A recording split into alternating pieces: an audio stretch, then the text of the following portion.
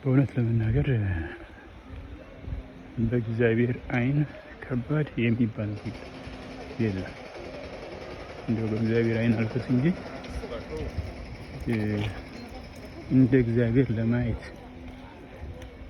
እግዚአብሔር እንደሚያየው ለማየት ፈቃደኛ በሆኑ ሰዎች ዘንድ ከባድ የሚባል ነገር የለም።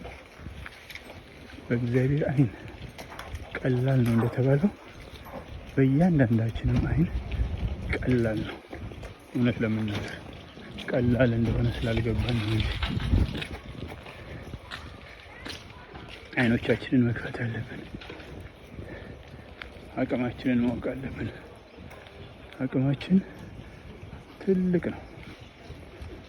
እኛ ግን አቅማችንን አላወቅነው። ካለማወቃችን የተነሳ ጎበዙን ልንቀብረው በቃሬዛ ተሸክመን እንሄዳለን። እግዚአብሔር ጎበዝ ይለዋል፣ እኛ ደግሞ አስከሬን ብለነዋል። አልዓዛርን አስከሬን ብለን ስመቅሰንለት ልንቀብረው እንዲያውም ቀብረነው 4 ቀን አሰምተነዋል። እግዚአብሔር ግን አስከሬን ብሎ ሳይሆን የጠራው አልዓዛር ብሎ ጠርቶታል። በጣም የሚገርም ነገር ነው። በህይወታችን ብዙ ተግዳሮቶች ይኖራሉ፣ ብዙ ጎልያዶች ይኖራሉ።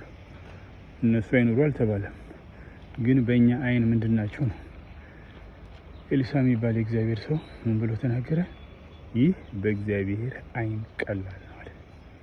ወደዛ አስተሳሰብ፣ ወደዛ ማይንድ ሴት እለት እለት ልንገባ፣ ያንን ልናውጅ ያስፈልጋል። ትላንት የተማርነው ይህንን በተመለከተ ነበር።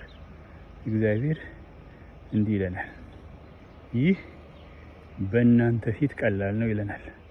እኛ ደግሞ ይህ በእግዚአብሔር ዓይን ቀላል ነው ላለን፣ እግዚአብሔር ደግሞ ይህ በእናንተ ዓይን ቀላል ነው። የእግዚአብሔር ልጆች ስለሆንን ይህ በእኛ ዓይንም ቀላል ነው። አሜን።